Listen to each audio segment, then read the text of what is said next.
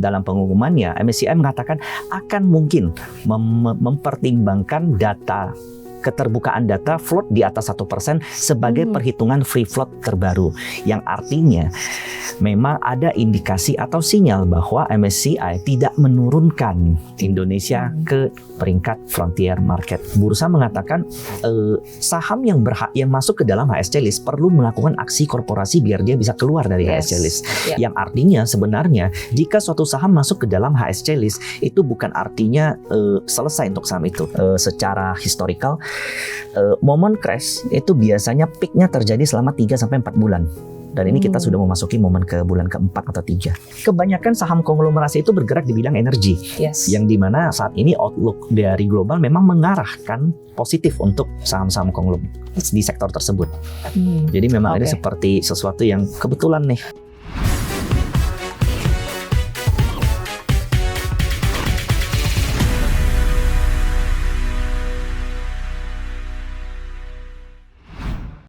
Halo Sobat Investor, kembali berjumpa bersama saya Rosalini Hiu dalam edisi The Cuan. Kali ini kita akan bahas terkait bagaimana dengan keputusan MSCI. Katanya nih menunda rebalancing yang harusnya dilakukan Mei 2026 untuk Indonesia, tapi jadinya ditunda nih, jadi Juni 2026. Dan kita ketahui juga ya MSCI ini memang menerbitkan informasi baru bagi pasar modal Indonesia di 21 April lalu ya, terkait dengan lembaga pemeringkatan MSCI ini yang memutuskan untuk tetap membekukan sejumlah saham yang kemudian berasal dari Indonesia. Nah, tapi meski demikian Sobat Investor, masih ada hal positif yang disampaikan di mana MSCI tidak jadi menurunkan peringkat pasar modal Indonesia ke frontier market, katanya sih gitu. Nanti kita akan bahas lebih lanjut ya bersama dengan narasumber kita yang sudah hadir di episode The Cuan kali ini. Bersama kita ada Michael Yo, Stock Enthusiast. Halo Michael, apa kabar? Halo, baik, kabar baik.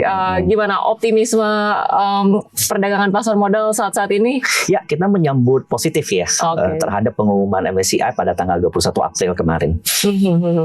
Ini tadinya harusnya Mei kok, ditunda jadi Juni.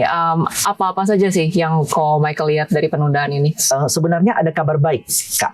Karena seharusnya MSCI mengumumkan reformasi ini pada bulan Mei, tapi dipercepat hingga 21 April. Dan kemudian dalam pengumumannya MSCI mengatakan akan mungkin mempertimbangkan data keterbukaan data float di atas 1% sebagai perhitungan free float terbaru, yang artinya memang ada indikasi atau sinyal bahwa MSCI tidak menurunkan Indonesia ke peringkat frontier market, dan itu yang benar-benar menjadi kabar yang menggembirakan untuk para investor. Oke, indikasi kuatnya kita akan tetap bertahan di emerging market begitu ya. Tapi kalau bicara mengenai mungkin kemarin huru-hara saham-saham yang masuk ke high concentration list gitu, ini prediksinya kayaknya kuat bakal didepak dari MSCI atau seperti apa nih, Ko Michael? Ya, memang seharusnya. Bahkan dalam penulisan MSCI sendiri mengatakan akan mengeluarkan 2 saham yang berada dalam konstituennya, yang memang di Indonesia sendiri mengeluarkan HSC list sebanyak 9 saham. Dan ini memang pernah dilakukan di Bursa Hong Kong pada tahun 2013. Oke, kalau misalnya bicara mengenai mungkin beberapa saham yang termasuk dari HSC, tapi mungkin perhatian investor terpusatnya ke mungkin brand DSSI. Ketika katakanlah memang mereka sudah nggak lagi ada di indeks MSCI, tentu akan mempengaruhi market cap dan juga perdagangan di IHSG secara keseluruhan. Ini yang kemudian jadi pertanyaan besar, kemana arah IHSG setelah itu nih, Ko Michael? Ya, bisa dipastikan dengan didepaknya brand dan DSSA, Indonesia akan berada di weighting bobot kurang lebih 1%. Saat ini berada di angka 1,2 atau 1,3. Dan diketahui brand dan DSSA itu merupakan salah satu yang market cap-nya besar. Nah, sementara kalau kita lihat sendiri memang ada potensial outflow dari data 1% yang di open juga. Cuman kabar baiknya adalah dengan Indonesia masih berstatus di emerging market, maka bukan tidak mungkin ada saham-saham lain yang bisa mengcover lubang daripada 2 saham tersebut. Iya. Katakanlah mungkin perhatian investor yang sebelumnya terkonsentrasi ke saham-saham konglomerasi sekarang harus terpusat dulu ke saham-saham big caps gitu ya. Kalau misalnya saham-saham mungkin BBCA, BBRI, Telkom, ASI ini proyeksinya akan seperti apa nih pasca MSCI? Ya, kalau kita lihat total outflow yang terjadi year to date dari Januari sampai bulan April ini, memang paling besar itu outflow terjadi di saham perbankan perbankan. Nah, sementara nanti masih akan ada potensial outflow yang terakhir dari passive fund, yaitu ketika pengumuman pada bulan Juni nanti. Yang dimana sekali lagi ini dengan catatan jika kita masih berstatus di emerging market, maka itu adalah last outflow yang akan terjadi di bursa. Jadi boleh dikatakan sebenarnya bottom dari bursa tuh udah deket nih Kak. Oke. Dan sejauh ini kalau kita lihat berbagai upaya yang dilakukan oleh regulator ya, entah itu Bursa Efek Indonesia, otoritas jasa keuangan dalam tanda kutip perapi-rapi pasar modal gitu ya, melalui tadi regulasi soal transparansi pemegang saham lebih dari 1%, terus klasifikasi investor soal data kepemilikan saham, aturan free float yang minimal 15%. Saat ini mungkin masih ada dikaji lagi regulasi-regulasi lanjutan. Tapi sejauh ini mungkin review dari Ko Michael ya terkait dengan regulasi-regulasi terbaru dan kedepannya harus seperti apa sih Ko? Ya, kita benar-benar para investor benar-benar mengapresiasi apa yang dilakukan oleh Bursa Efek dan OJK. Terlihat sekali bagaimana usaha dan reformasi yang dilakukan benar-benar tepat sasaran. Ada 4 reformasi yang akan terjadi. Yang pertama adalah free float di atas 15% yang akan diberlakukan bertahap. Kemudian 36 klasifikasi, lalu HSC list. Kemudian yang terakhir 4 reformasi yang dilakukan oleh bursa. Yang pertama adalah free float menjadi minimum 15%, kemudian 36 klasifikasi, kemudian HSC list, dan yang keempat adalah data kepemilikan 1%. Tidak ada bursa di seluruh dunia yang melakukan transformasi transparansi setransparan bursa kita. Yang terakhir di tahun 2013 Hong Kong hanya mengeluarkan HSC list. Saat itu ada sekitar 18 saham yang masuk ke dalam concentration list. Tapi kita dengan memberikan di atas 1%, 36 klasifikasi baru, maka bursa kita adalah bursa yang paling transparan. Kita boleh cukup berbangga begitu ya, dibandingkan negara-negara emerging market lainnya. Kita punya gebrakan yang cukup signifikan begitu ya, bahkan compared to bursa Hong Kong begitu ya. Ko Michael, nih kalau ngomongin juga tadi saham konglomerasi yang kemudian di huru-harakan tadi ada brand kemudian DSDSA. Kalau mereka berdua terdepak begitu ya, saham-saham konglomerasi lainnya gimana nih nasibnya? Seharusnya tidak akan menjadi masalah karena jika kita bicara apa yang menjadi dalam konstituen, yaitu hanya brand dan DSSA yang akan didepak, sementara yang lain akan normal saja. Akan normal saja. Dan bicara mengenai likuiditas secara keseluruhan dari IHSG, faktor-faktor apa nih yang perlu kita lihat ke depan? Yang menjadi catatan sekarang adalah dominasi dari investor lokal terhadap bursa kita itu berada di angka kurang lebih 65%. Jadi memang likuiditas kita saat ini didominasi oleh lokal investor. Dan tentunya dengan penyambutan pengumuman MSCI pada 21 April kemarin, ini diharapkan akan memulihkan kembali transaksi atau likuiditas kita, di mana kita pernah berada di angka 20-30 triliun average. Sinyal yang cukup positif untuk kemudian masuknya net buy asing juga nggak kok? Amin ya.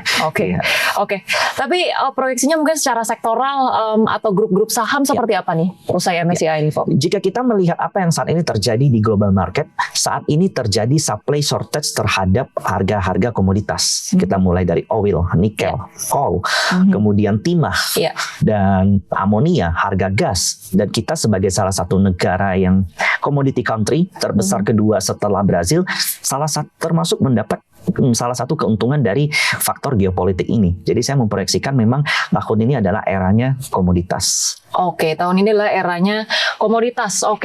Kalau bicara juga mengenai mungkin saham-saham perbankan mandek cukup lama ya kok ya. Setelah MSCI akan terdampak cukup signifikan atau memang ya mungkin masih seperti ini gitu?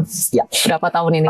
Jika kita bicara secara struktural MSCI, maka perbankan akan mengalami outflow karena ada beberapa konstituen mungkin dari daftar pemegang saham yang tidak diakui sebagai free float. Tapi menariknya Kak, perbankan kita berada di dalam lowest PE selama 10 tahun ke belakang. Nah, saat ini IHSG berada di PE kurang lebih 11. Dan itu merupakan salah satu PE termurah di IHSG selama 10 tahun ke belakang. Dan perlu menjadi catatan untuk teman-teman, sebagai contoh Bank Mandiri tahun ini akan membagikan dividen sebesar 385, yang artinya itu mendekati double digit dividen. Dan ini merupakan posisi secara fundamental dan valuasi merupakan posisi yang baik. Tadi secara lowest PE 10 tahun ke belakang ini udah yang termurah ya. Tapi proyeksinya tadi selain saham-saham komoditas, mungkin LQ45 seperti apa nih kok? Ya, kalau kita bicara LQ45 sebenarnya ini merupakan hanya sebuah indeks sama seperti MSCI, dia bisa masuk dan bisa keluar. Ya, jadi kalau kita bicara secara keseluruhan, apakah akan naik atau turun itu depends. Depends dari sektor-sektor sahamnya yang berada dalam LQ45 itu sendiri. Oke.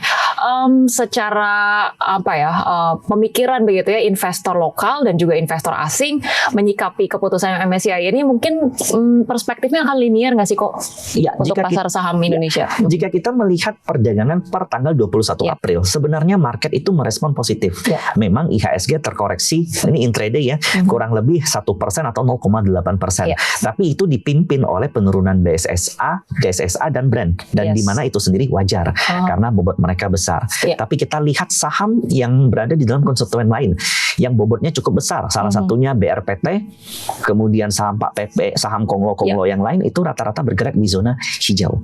Oke. Menindaklanjuti tadi ya 2 saham yang kemudian potensinya cukup tinggi untuk kemudian didepak dari MSCI, dari pelaku-pelaku usaha sendiri yang kemudian listing di bursa khususnya untuk saham-saham konglomerasi, akan ada pergeseran atau bagaimana kemudian mereka akan menyikapi indeks MSCI ini ke depannya, Kak? Ada kabar menarik yang dikeluarkan oleh bursa sekitar 1 minggu lalu, di mana bursa mengatakan saham yang masuk ke dalam HSC list perlu melakukan aksi korporasi biar dia bisa keluar dari HSC list. Yang artinya sebenarnya jika suatu saham masuk ke dalam HSC list itu bukan artinya selesai untuk saham itu, karena MSCI sendiri mengatakan jika suatu saham yang sudah listing cukup lama, kemudian masuk ke dalam HSC list, itu akan disuspend atau dikeluarkan jika dia berada dalam indeks selama 1 tahun. Jadi setelah lepas dari 1 tahun, memang emiten atau pelaku bursa itu sendiri diberi waktu. Diberi waktu untuk memperbaiki strukturalnya. Iya. Jadi ini bukan akhir dari nasib saham-saham konglomerasi terkait ya gitu.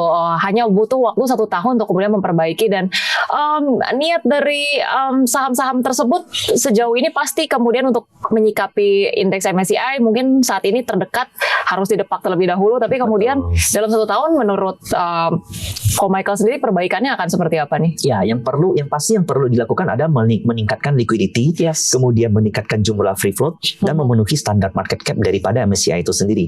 Nah, jadi secara harafiah ya mungkin mereka perlu melakukan stock split, perlu melakukan reissue, perlu melakukan penambahan modal, kemudian meningkatkan jumlah transaksi.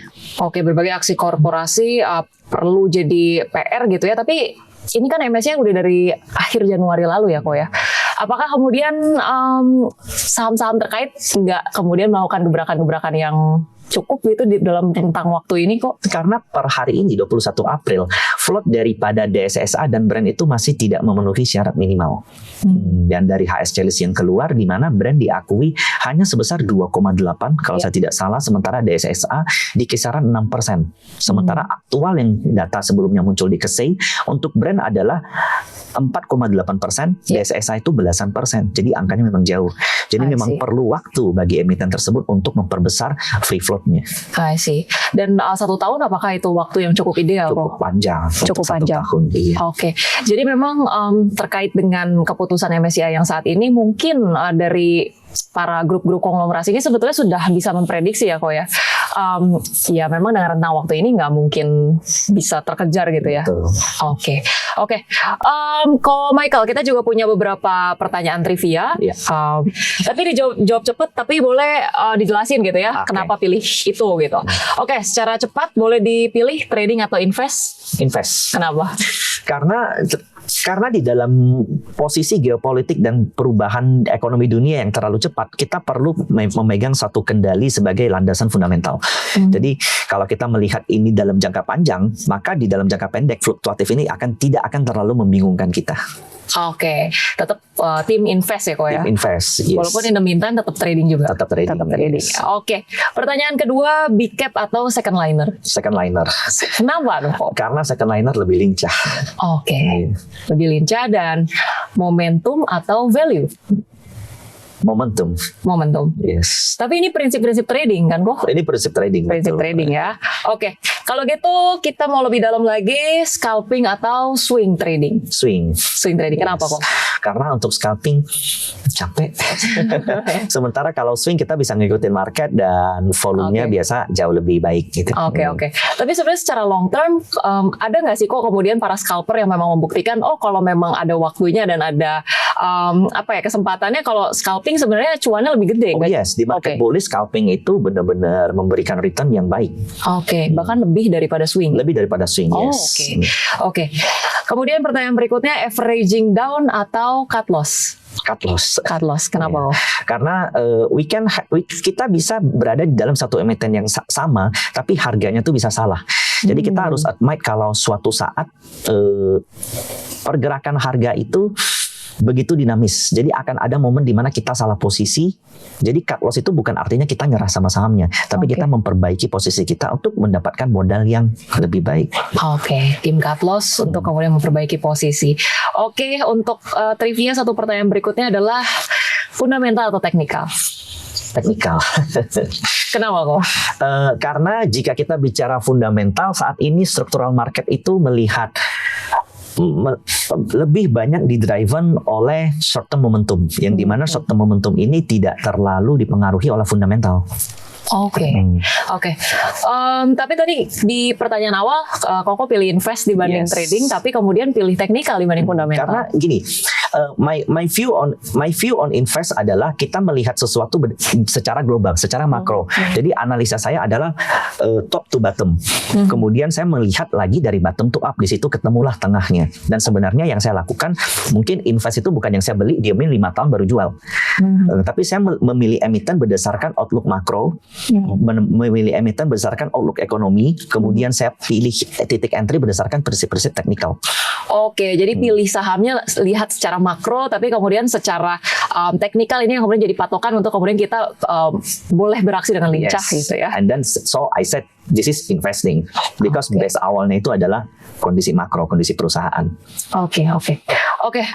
Ko Michael, ini kalau misalnya lihat dari sentimen ataupun kekhawatiran investor ya beberapa bulan terakhir, dengan adanya perbaharuan keputusan dari MSCI dari Mei dimundurin ke Juni, sejauh ini Koko memproyeksikan pasar saham 1-2 bulan ke depan akan bergerak seperti apa? Akan bergerak positif, karena the worst has already come. Mulai dari MSCI, pengumuman MSCI di mana kita sempat dikhawatirkan akan masuk ke dalam frontier market, kemudian perang Timur Tengah yang dimana semua sudah mulai terlihat price in. Memang secara historical momen crash itu biasanya peaknya terjadi selama 3-4 bulan. Dan ini kita sudah memasuki momen ke bulan keempat atau 3. Sudah hampir 3 sampai dengan 4 bulan. Tapi kalau bicara tadi terkait dengan MSCI-nya sendiri, seberapa kuat nih sentimen MSCI akan menopang IHSG dibandingkan dengan data-data ataupun mungkin sentimen global lainnya kok? Menurut saya nomor satunya adalah sentimen daripada MSCI. Karena kalau kita bicara global, saya tidak terlalu khawatir. Kita adalah net GDP positif untuk energi. Meskipun memang kita masih ekspor coal, kita import coal masih lebih besar, import oil masih lebih besar, tapi kita masih punya begitu banyak source of energy yang dimana itu akan memberikan devisa tambahan dari harganya yang saat ini sudah beranjak naik. Dan kalau misalnya bicara tadi MSCI salah satu jadi sentimen atau penopang terkuat untuk indeks kita, tapi bicara mengenai uncertainty secara global nih kok, ada yang perlu kita antisipasi lagi nggak nih ke depannya kemudian melihat likuiditas IHSG yang tentunya masih kita pertanyakan atau wait and see begitu, ditambah sentimen global juga masih belum jelas. Jika kita berkaca pada krisis tahun 2021 di COVID, ketika terjadi pemulihan ekonomi, semua bursa, semua indeks, semua sektor naik. Nah, cuman kali ini tidak akan seperti itu, Kak. Alasannya kenapa? Karena dengan potensi kenaikan harga minyak itu akan memberikan outlook perlemahan ekonomi. Inflasi akan mulai terjadi, sehingga bisa dikatakan sektor-sektor yang berhubungan langsung terhadap daya beli masyarakat akan sedikit melemah. Oke. Saya ingin bergeser dikit kok untuk indeks MSCI dan juga indeks-indeks pemeringkat global lainnya mungkin. Sebenarnya parameter mereka selain daripada melihat transparansi pasar modal suatu negara, kemudian likuiditas, sektor keuangan secara keseluruhan, angka pertumbuhan ekonomi ini juga salah satu yang kemudian jadi consideration nggak sih kok? Consideration untuk S&P, Goldman Sachs, kemudian Fitch, Moody's, itu mereka memang melihat kondisi fiskal dan ekonomi. Tapi untuk MSCI sendiri mereka merupakan indeks yang melihat sesuatu berdasarkan data kuat. Jadi mereka hanya melihat data likuiditas, besaran market cap, dan free float. Jadi ini dua hal yang berbeda. Dan tidak akan terdampak dengan berbagai sentimen keuangan secara makro ya? Tidak. Oke. Tapi dengan adanya kemudian sentimen positif dari MSCI ini, spill over atau domino efeknya ke lembaga pemeringkat lainnya akan positif juga kok? We hope so. Karena jika, ini kalau kita bicara secara benang merah ya, jika MSCI mendepak Indonesia ke frontier market, maka akan ada estimasi outflow kurang lebih 100 triliun di bursa kita. 100 triliun itu adalah nilai kemungkinan potensi subsidi oil dari kenaikan harga oil yang akan dilakukan, yang dianggarkan oleh Pak Purbaya. Jadi ini merupakan nilai yang cukup besar. Jadi itu bisa mengakibatkan rupiah kita tertekan. Nah, ketika rupiah kita tertekan, maka S&P, Fitch, Moody's itu juga akan memberikan alarm kembali bahwa bagaimana nih peringkat rating di Indonesia. Jadi dengan adanya keputusan MSCI di mana Indonesia tetap ke frontier, ke emerging market, ini akan memberikan sinyal yang positif bagi lembaga keuangan yang lain. Meskipun metodenya berbeda, tapi saling bersinggungan. Sinyal yang cukup positif ya untuk kemudian lembaga-lembaga lainnya. Tapi kalau kemudian kita bicara mengenai tadi ya, salah satu yang kembali lagi kita sangat apresiasi adalah bagaimana kemudian regulator kita merespon ini dengan cukup cepat gitu ya. Dan kalau kita mungkin sedikit benchmarking ke negara-negara lainnya yang sempat benar-benar diturunkan gitu ya statusnya dari emerging market ke frontier market, katakanlah mungkin Argentina gitu ya kok ya, Rusia, Pakistan, apa yang kemudian boleh kita perbandingkan nih kok, respon cepat kita atau seperti apa kita menyikapi sehingga kemudian direspon positif oleh MSCI? Ya, kalau kita perhatikan adalah dari kondisi ekonomi itu sendiri. Terjadi chaos yang cukup besar di Argentina serta Rusia. Rusia kita tahu dimulai dari perang, kemudian Argentina kita juga tahu nilai bonds-nya itu bahkan bonds dari negara tersebut tidak lagi masuk ke dalam investment country, masuk ke dalam di bawah investment country. Sementara Indonesia dengan GDP growth yang masih angka di 5%, dengan ekonomi dengan pertumbuhan penduduk kita masih di 280 juta, masih is unlikely kita bisa masuk ke dalam frontier. Fundamental pun kita masih cukup kuat ya kok ya. Kalau gitu kita juga ingin kemudian memastikan nih kok bahwa sebenarnya dengan momentum MSCI ini tren untuk kemudian saham-saham konglomerasi masih cukup hype ya kok ya, nggak akan kemudian jadinya rotasi sektoral atau seperti apa? Kabar menariknya, kebanyakan saham konglomerasi itu bergerak di bidang energi, yang dimana saat ini outlook dari global memang mengarahkan positif untuk saham-saham konglomerasi di sektor tersebut. Jadi memang ini seperti sesuatu yang kebetulan nih. Secara momentum masih sangat optimis begitu ya untuk saham-saham konglomerasi, khususnya juga sektor-sektor yang terkait dengan energi. Terkait dengan banyaknya kemudian concern juga dari para investor nih kok, mungkin nasihat atau saran untuk para investor khususnya di kalangan muda nih kok yang memang sudah mau mulai entry, skillnya sudah ada, tapi kemudian ya kebanyakan wait and see-nya nih kok. Tipsnya seperti apa?